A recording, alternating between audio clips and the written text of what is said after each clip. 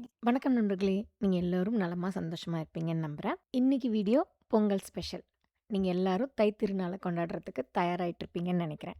அதான் இன்னைக்கு 2 வகையான பொங்கல் ரெசிபியோட வந்திருக்கேன். ஒண்ணு சர்க்கரை பொங்கல், இன்னொன்னு கார பொங்கல். ஆனா யூசுவலா செய்ற பொங்கலோட இது கொஞ்சம் வித்தியாசமா இருக்கும். அது என்ன வித்தியாசம்னு கேட்குறீங்களா? இன்னைக்கு செய்ற இந்த சர்க்கரை பொங்கல்ல நான் அரிசியோ, மில்லட்டோ இது மாதிரி எதுவுமே யூஸ் பண்ணாம பண்ணியிருக்கேன். கார பொங்கல் டிஃப்ரெண்ட் ஃப்ளேவர்ல பண்ணியிருக்கேன். இப்ப முதல்ல நம்ம இந்த சர்க்கரை பொங்கல் எப்படி செய்றதுன்னு பார்க்கலாம். இந்த சக்கரை பொங்கல்ல அரிசி, மில்லட் இந்த மாதிரி எதுவும் போட வேணான்னு சொன்னேன் இல்லையா? அதுக்கு பதிலா சக்கரவள்ளி கிழங்க யூஸ் பண்ண போறேங்க. இந்த சக்கரவள்ளி கிழங்கு வந்து 2 இல்லன்னா 3 அதாவது கிழங்கு பெருசா இருந்துச்சுன்னா 2 எடுத்துக்கோங்க. சின்னதா இருந்தா 3 எடுத்துக்கலாம். கிழங்கு வந்து தோல் எடுத்து நல்லா கிளீன் பண்ணி எடுத்துக்கோங்க. அதுக்கப்புறம் இந்த மாரி கேரட் துருவுறதுல துருவி வச்சுக்கோங்க. இந்த மாதிரி பெரிய பல்லு துருவில துருவிக்கோங்க. அப்பதான் உங்களுக்கு சக்கரை பொங்கல் குழையாம நல்ல டெக்ஸ்சர்ல கிடைக்கும்.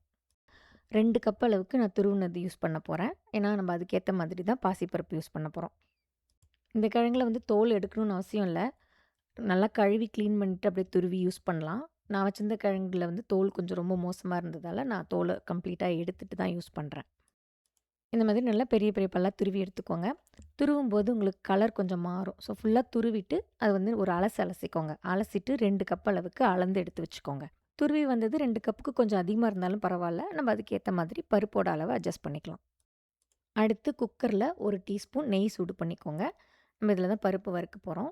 2 கப் அளவுக்கு துருவுன சக்கரவள்ளி கிழங்குக்கு 1/4 கப் அளவுக்கு பாசிப்பருப்பு எடுத்துக்கோங்க. இந்த பாசிப்பருப்ப நல்லா பொன்னிறமா ஆகுற அளவுக்கு வறுத்துக்கோங்க. மிதமான தீயிலே வச்சு வறுத்துக்கோங்க. ரொம்ப டார்க் கலர் ஆக வேண்டாம். கரெக்ட்டா அந்த பொன்னிறமா ஆகுற அளவுக்கு வறுத்துக்கிட்டா போதும். இப்போ பார்த்தீங்கன்னா, நல்லா கரெக்ட்டா பொன்னிறமா வறுபட்டுடுச்சு. நல்லா அந்த வாசனையும் வர ஆரம்பிச்சிருச்சு. இந்த ஸ்டேஜில நீங்க துருவி வச்சிருந்த இந்த சக்கரவள்ளி கிழங்க சேர்த்துக்கோங்க. கிழங்க போட்டு ஒரு 40 டூ 50 செகண்ட்ஸ் அந்த நெய்யிலே லேசா வதக்கி விட்டுருங்க. இந்த கிழங்கும் உருளைக்கிழங்கு மாதிரி தான். நான் துருவும்போது கருக்க ஆரம்பிச்சது இல்லையா? அதுக்கப்புறம் ஒரு அலசு அலசுனதும் அதெல்லாம் போயிடுச்சு. அதனால நீங்க துருவும்போது கருக்குதேன்னு கவலைப்பட வேண்டாம். அலசுனீங்கன்னா சரியா போயிடும். இத வந்து லேசா ஒரு வதக்கு வதக்கியாச்சு. அடுத்தது இது கூட ஒரு பிஞ்ச் அளவுக்கு உப்பு சேர்த்துக்கோங்க.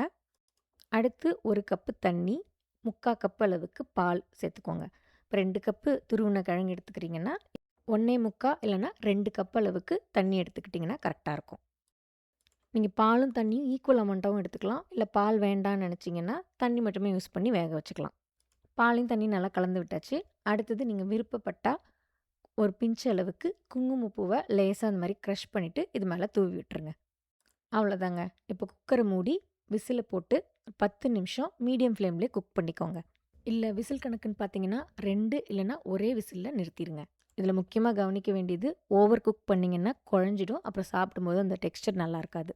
சரி, இப்ப இது வேகறதுக்குள்ள நெய்யில வறுத்து போட வேண்டியதெல்லாம் ரெடி பண்ணி வச்சுக்கலாம். ஒரு பேன்ல 2 டீஸ்பூன் அளவுக்கு நெய் சூடு பண்ணிக்கோங்க. இந்த நெய்யில 1/4 கப் அளவுக்கு இந்த மாதிரி சின்ன சின்ன பல்லு பல்லா நறுக்குன தேங்காய் சேர்த்து, அது நல்லா பொன்னிறமா ஆகுற அளவுக்கு வறுத்து எடுத்து வச்சுக்கோங்க. தேங்காய் நல்லா பொன்னிறமா வறுபட்டுடுச்சு. இப்ப இத எடுத்து தனியா ஒரு தட்டுல வச்சுக்கலாம். அடுத்தது இதே பேன்லயே வந்து இன்னும் 1 டீஸ்பூன் நெய் சேர்த்து, நம்ம முந்திரி பருப்பு, திராட்சையும் வறுத்துக்கலாம். நான் ஒரு டேபிள் ஸ்பூன் அளவுக்கு முந்திரி, திராட்சையும் எடுத்திருக்கேன். நீங்க உங்க தேவைக்கு ஏத்த மாதிரி எடுத்துக்கோங்க. இதுவும் நல்லா பொரிஞ்சு பொன்னிறமா ஆகுற அளவுக்கு வறுபட்டதும் எடுத்து தனியா வச்சுக்கோங்க. அதுக்கப்புறம் நம்ம குக்கர் ஓப்பன் பண்ணதுக்கப்புறம் எல்லாத்தையும் ஒண்ணா சேர்த்து கலந்துக்கலாம். வறுத்து போட வேண்டியதெல்லாம் ரெடி. இங்க குக்கரும் வந்து விசில் முடிஞ்சு ரெடி ஆயிடுச்சு. இத இப்போ ஓப்பன் பண்ணி பார்த்துடலாமா? பெர்ஃபெக்ட்டா குக் ஆகி வந்துருச்சு. உங்களுக்கு வந்து இந்த தண்ணியும், பாலும் கொஞ்சம் இந்த மாதிரி இருக்கும். நம்ம இது வெல்லம் சேர்த்து கலந்து விடும்போது கரெக்ட்டான கன்சிஸ்டன்சிக்கு வந்துரும். இப்ப இது கூட 1/2 கப் அளவுக்கு பொடிச்ச வெல்லம் சேர்த்துக்கோங்க. ஒருவேளை நீங்க மண்டை வெல்லம் கரைச்சு ஃபில்டர் பண்ணி யூஸ் பண்ண போறீங்கன்னா, வேக வைக்கிறதுக்கு தண்ணியும், பாலும் சேர்க்குறோம் இல்லையா? அந்த தண்ணிக்கு பதிலா அந்த வெல்லம் கரைச்ச தண்ணிய சேர்த்துக்கோங்க. அடுத்தது 1/2 டீஸ்பூன் அளவுக்கு ஏலக்காய் பவுடர். அதையும் சேர்த்து நல்லா 2த்தையும் கலந்து விட்டுருங்க. இது எல்லாத்தையும் நல்லா சேர்த்து கலந்து விட்டுட்டு, ஒரு 1 ஆர் 2 மினிட்ஸ் இது வந்து மீடியம் ஃப்ளேம்ல வச்சு குக் பண்ணிக்கோங்க. அப்போ உங்களுக்கு அந்த எக்ஸ்ட்ரா இருக்கிற தண்ணி, வெல்லம் சேர்த்ததால வந்த தண்ணி எல்லாமே வந்து இறுகி, உங்களுக்கு கரெக்ட்டான கன்சிஸ்டன்சிக்கு வந்துரும். கொதிக்க விடும்போது 1 டேபிள் ஸ்பூன் நெய் சேர்த்து கலந்துக்கோங்க. இத நான் ஜஸ்ட் 2 நிமிஷம் லேசா வதக்குன மாதிரி மீடியம் ஃப்ளேம்லயே குக் பண்ணிட்டேன். கரெக்ட்டான கன்சிஸ்டன்சிக்கு வந்துருச்சு. இப்ப நம்ம வறுத்து வச்சிருக்கிற அந்த தேங்காய சேர்த்துக்கலாம். இது கூட உங்கள்ட்ட இருந்துச்சுன்னா, ஒரு பிஞ்ச் அளவுக்கு பச்சை கற்பூரம் சேர்த்துக்கோங்க. அது சர்க்கரை பொங்கலுக்கு நல்ல ஒரு ஃப்ளேவர் குடுக்கும். அடுத்தது வறுத்து வச்சிருந்த முந்திரி பருப்பு, திராட்சை அதையும் இதோட சேர்த்துருங்க. இது எல்லாத்தையும் சேர்த்து நல்லா கலந்து விட்டுட்டு, கடைசியா ஒரு டேபிள் ஸ்பூன் நெய் கலந்து இறக்குனீங்கன்னா, வித்தியாசமான ஒரு அட்டகாசமான சுவையில சக்கரவள்ளி கிழங்கு பொங்கல் ரெடி. இதில முக்கியமா கவனமா இருக்க வேண்டிய விஷயம் என்னன்னா, பாசிப்பருப்பையும், கிழங்கையும் குழையாம வேக வச்சு எடுக்கிறது தாங்க. பருப்பு வந்து ஒரு 90 to 95% குக் ஆனா தான் உங்களுக்கு சாப்பிட்றதுக்கு ரொம்ப நல்லாயிருக்கும்.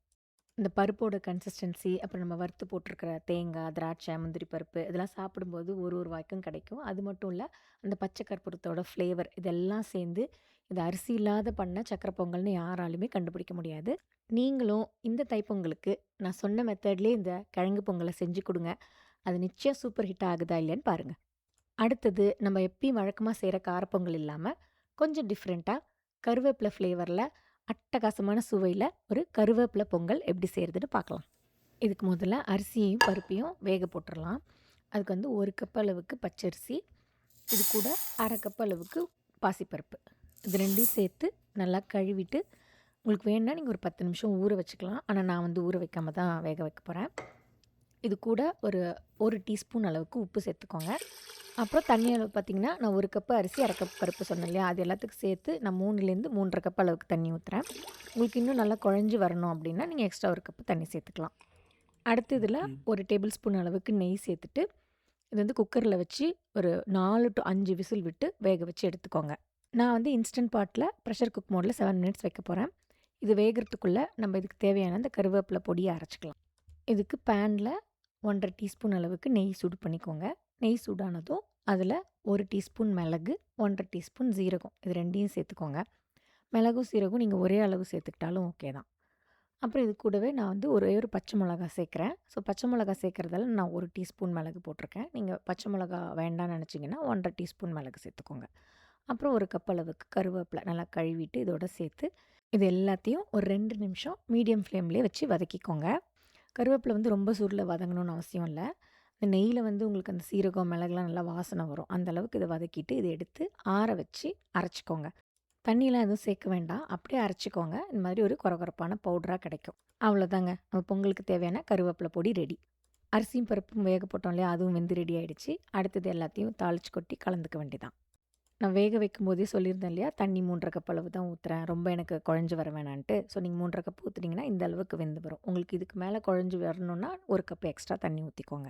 அடுத்து இப்போ எல்லாத்தையும் தாளிச்சு கொட்டி பொங்கல் ரெடி பண்ணிடலாம். அதுக்கு கடாயில 2 டேபிள் ஸ்பூன் அளவுக்கு நெய் சூடு பண்ணிக்கோங்க. அதில 1 இன்ச் அளவுக்கு இஞ்சி இந்த மாதிரி சின்ன சின்னதா நறுக்கிட்டு சேர்த்துக்கோங்க. இஞ்சி வந்து லேசா கலர் மாறுற அளவுக்கு வதக்கி விட்டுருங்க. இஞ்சி லேசா கலர் மாறினதும் இதில ஒரு கொத்து அளவுக்கு கருவேப்பிலை, ஒரே ஒரு காஞ்ச மிளகா. காஞ்ச மிளகா வேண்டான்னு நினச்சிங்கன்னா, அத அவாய்ட் பண்ணிடுங்க. அதுக்கப்புறம் ஒரு டேபிள் ஸ்பூன் அளவுக்கு முந்திரி பருப்பு. இல்ல உங்களுக்கு எந்த அளவு தேவையோ அத போட்டு தாளிச்சு விட்டுருங்க. முந்திரி பருப்பு நல்லா பொன்னிறமா வறுபட்டதுக்கப்புறம், நம்ம அரைச்சு வச்சிருந்த அந்த கருவேப்பிலை பொடிய சேர்த்து, நல்லா அந்த நெய்யில மிக்ஸ் பண்ணி விட்டுருங்க. இது கூடவே ஒரு டீஸ்பூன் அளவுக்கு பெருங்காய பொடி சேர்த்துக்கோங்க. இது வந்து ரொம்ப வதக்கணும்னு அவசியம் இல்ல. நம்ம ஏற்கனவே அந்த கருவேப்பிலலாம் வந்து வதக்கிட்டு தான் அரைச்சிருக்கோம். ஜஸ்ட் ஒரு ஃபியூ செகண்ட்ஸ் இந்த நெய்யில அந்த மாரி பெரட்டி விட்டுட்டு, இது கூட ஒரு 1/4 கப் அளவுக்கு தண்ணி சேர்த்துக்கோங்க. தண்ணி சேர்த்து கலந்து விட்டுட்டு ஒரு 40 to 50 செகண்ட்ஸ் இந்த மாதிரி குக் பண்ணிக்கோங்க. அதுக்கப்புறம் வேக வச்சு வச்சிருந்த அந்த அரிசியும், பருப்பையும் இதோட சேர்த்து நல்லா கலந்து விட்டுருங்க. இப்ப கிளறும்போது கொஞ்சம் கெட்டியா இருந்துச்சுன்னா, இல்லன்னா வந்து நீங்க வேக வைக்கும்போதே தண்ணி கம்மியா ஊத்திட்டீங்க, அதனால கொஞ்சம் கெட்டியாயிடுச்சு அப்டின்னா, இந்த ஸ்டேஜ்ல கொஞ்சோண்டு சுடு தண்ணி, அதாவது உங்க கன்சிஸ்டன்சிக்கு ஏத்த மாதிரி சுடு தண்ணி சேர்த்து கலந்து விட்டுக்கோங்க. அப்போ உங்களுக்கு தேவையான கன்சிஸ்டன்சிக்கு வந்துரும். அதே மாதிரி உப்பு தேவைப்பட்டா இந்த ஸ்டேஜ்ல சேர்த்துக்கலாம். நான் வேக வைக்கும்போதே அரிசி, பருப்பு கூட கொஞ்சம் உப்பு போட்டிருந்தேன். அதனால பாதி உப்பு சேர்த்துக்கிறேன். அப்புறம் கடைசியா 1 இல்லன்னா 2 டேபிள் ஸ்பூன் அளவுக்கு நெய் சேர்த்து கிளறி இறக்குனீங்கன்னா, நல்ல ஒரு கருவேப்பிலை ஃப்ளேவர்ல சூப்பரான டேஸ்ட்ல பொங்கல் ரெடி. நான் அதில உப்பு நெய்யும் சேர்க்கும்போதே ஒரு 1/4 கப் அளவுக்கு சுடு தண்ணி சேர்த்து கலந்துக்கிட்டேன். அதனால ரொம்ப கெட்டியா இல்லாம கரெக்டான அந்த பொங்கல் கன்சிஸ்டன்சில இருந்துச்சு. டேஸ்ட்டும் ரொம்ப நல்லா இருந்தது. அதுவும் 2 கரண்டி பொங்கல போட்டுட்டு, அது மேல 1 டீஸ்பூன் நெய்ய விட்டு, அத சுத்தி கொஞ்சம் தேங்காய் சட்னி ஊத்தி, அத தொட்டு சாப்பிட்டுட்டு, அதுக்கப்புறம் கொஞ்சம் சாம்பாரோட தொட்டு சாப்பிடும்போது அல்டிமேட்டா இருந்ததுங்க. நீங்களும் வர தைப்பொங்கலுக்கு நான் வீடியோல சொன்ன இந்த 2 பொங்கலையும் செஞ்சு குடுங்க. அதுக்கப்புறம் இது மாரி தான் பொங்கல் வேணும்னு வீட்ல எல்லாரும் கேட்பாங்க. அதோட விட்டுறாதீங்க. செஞ்சு பார்த்துட்டு எப்படி இருந்ததுன்னு உங்க கமெண்ட்ஸ கமெண்ட் செக்ஷன்ல குடுங்க. இந்த வீடியோ உங்களுக்கு பிடிச்சிருந்தா லைக் பண்ணிட்டு, உங்க ஃப்ரெண்ட்ஸுக்கும் ஷேர் பண்ணுங்க. உங்க எல்லோருக்கும் தைப்பொங்கல் திருநாள் நல்வாழ்த்துகள். நல்லா சிறப்பா, சந்தோஷமா இந்த பொங்கல கொண்டாடுங்க. இன்னொரு வீடியோல பார்க்கலாம்.